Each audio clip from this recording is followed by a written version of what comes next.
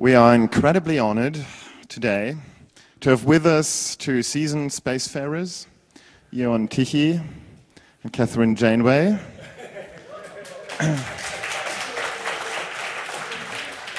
Forget Sabine Christiansen, forget Annie Will. This time they'll really discuss important matters. Space first or communism first? Thank you.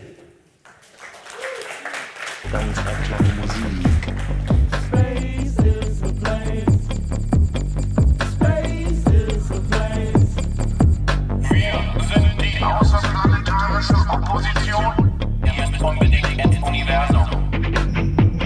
Gonna send into outer space to find another race. I'm gonna send into outer space to find another race. I'm gonna send into outer space to find another race.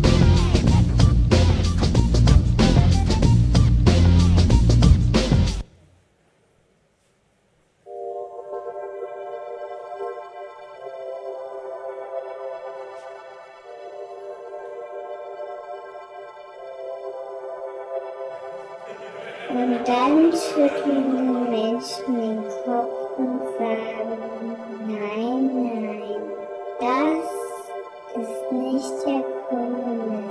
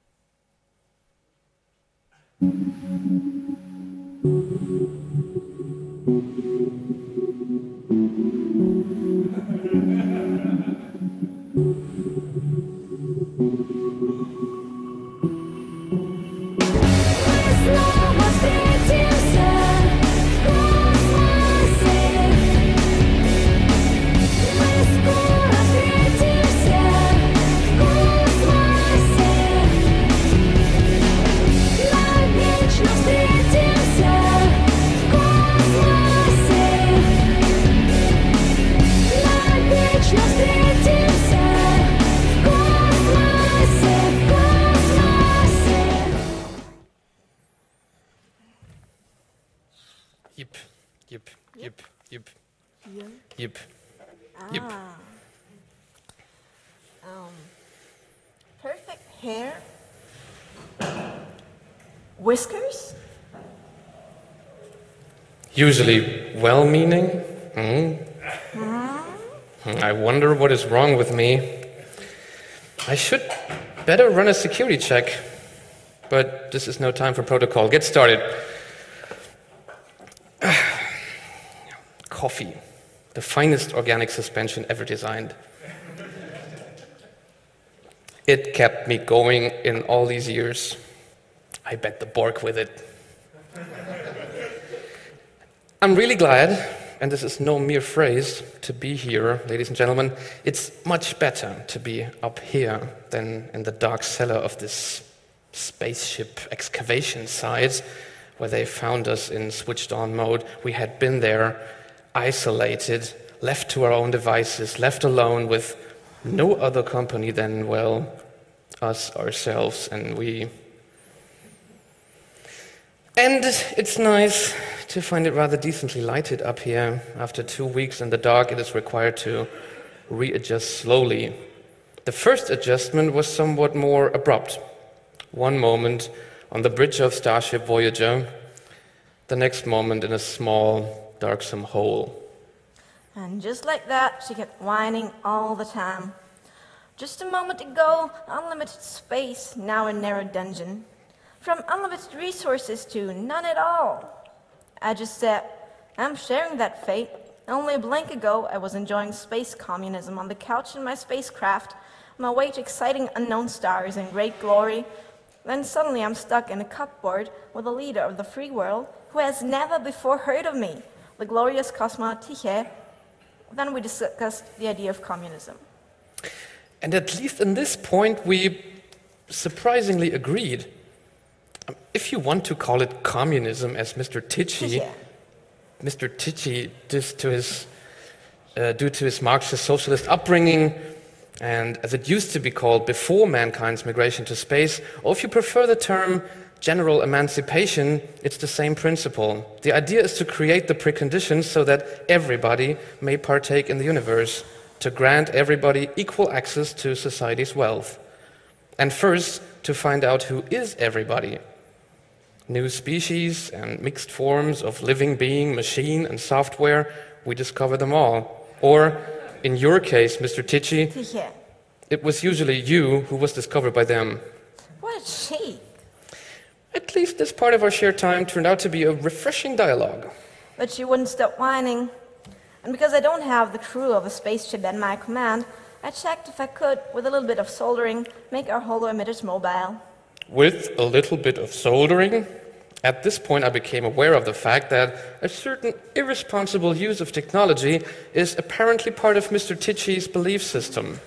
Just imagine, with a little bit of soldering, he tried to contain the entire holo projection program in various small devices he happened to have at hand. Though it was totally pointless to try and implement this 29th century technical improvement with his primitive tools, he kept ranting I shouldn't bother him with advice. But did it not work? Now we're not in that dark cellar anymore, but in a nice big room with bright lights. Because they installed our emitters up here. Typically you, Mr. Tyche, only tinkered with my emitter. I, however, told myself that I've come 15,000 light years, I haven't been stopped by temporal anomalies, warp core breaches, or hostile aliens, and I'd be damned if I'm going to be stopped by a wall. And then we were found because we were already arguing so loudly. But I didn't just hack to find a way out. I always tinkered in order to find out about things, learning through hacking and never stop. The method of accumulation of puzzles may not be the most efficient one, but certainly is one of the most fascinating. And if you're busy looking for all the things you don't know, that you don't understand, you're less likely to fall prey to the delusion you or anybody else has understood it all. Learning is best done by organized occupation after proper training. Your approach, Mr. Tyche, reminds me more of the old Kirk and his crew. I am not surprised that they had to bend the rules a bit. They tended to abide by the Prime Directive rather rarely and preferred to follow some sort of heroic concept by pulling their phasers, most of the time to make Kirk appear cool and especially male. You know, 4 dead red shirts and they went berserk. Yeah. Or they decided to arm one conflict party and just leave. Of course, this bunch would be thrown out of Starfleet nowadays. But you're only saying that because you didn't have a phaser at hand in that cellar. And proper education, what does it mean but to learn how other people solved other problems and did stuff in the past? Just because something has worked until now on this planet doesn't mean it will work in the future, much less in outer space. The machines have got to work, period. You have to be able to rely on them. Even in the midst of a battle, sickbay must be running. And that requires training and reading all the damn manuals until the engineering is part of yourself. But I don't need a manual if I can open the device and look into it. When I understand how it works, I don't have to drill the rules. A manual is necessary to be able to have a different look into it than Wippermann into the internet. Mr. Tichy, Sicher. our mechanics and technicians also improvise at times, but they know what they're doing because they thoroughly studied the equipment before. Without training and education, people tend to fill the gaps of their knowledge with voodoo kind of beliefs. Oh, you're referring to techno-animism, the belief in the spirit in the machine, which leads to things like people talking to their vehicles, they're ouch, now, in the hope to induce a benevolent mood in them. But this belief is reasonable, precisely because complete induction exists in mathematics only. In the real world, astronomers can't be certain that the same physical laws apply to a distant star because they haven't been there yet. Geologists can't know that the same forces have always formed the Earth because they can't go back in time and check. And we cannot be positive that the machine will work tomorrow because tomorrow hasn't happened yet. We don't know what will happen and why. Talking to your vehicle could save your life or ruin it or have no consequence at all and everything in between. Human knowledge is always incomplete, and we can never be sure our eggs won't jump out of the pan tomorrow, turn into a dragon, and eat up poor Tichy. Furthermore, when technology becomes more powerful, yet the human mind stays just as small, what happened to the Indians becomes possible again. The Indians. Yeah, I know you have never heard of them, but, well, you know, I actually traveled to space. Tired after years of strife, they built a machine to rule their planet in perfect, rational harmony. And harmonious the planet became. The machine turned all the inhabitants into geometrically shaped bodies. Now, the surface of that planet, covered with geometrical patterns, looks lovely, but none of the inhabitants is alive anymore. Never trust the machine. If technology is only thought of as compensation, and if it is used in this respect, we tend to exaggerate the danger of the machines running out of the rudder and starting to take over, as in popular late 20th century fiction like The Matrix or Terminator. Yet there is no spirit in the machine. There are only understandable projections of human weakness. Especially understandable, of course, they are in your case, Mr. Tichy. What you see in the machine most of the time is merely what you see at the bottom of the bottle. All those times, it's your fears that you fight against by soldering around proper technology. In this respect, isn't it nice that not everybody is hacking? Well, God alone knows what rumors people tell about me. But I know the one saying I had a weakness for alcohol I would hide on Earth but indulge in space is just one of them. Some even claim that none of my experiences is true and that I just invented them all. But that's just how humans are. They rather believe the most improbable fantasies than authentic facts.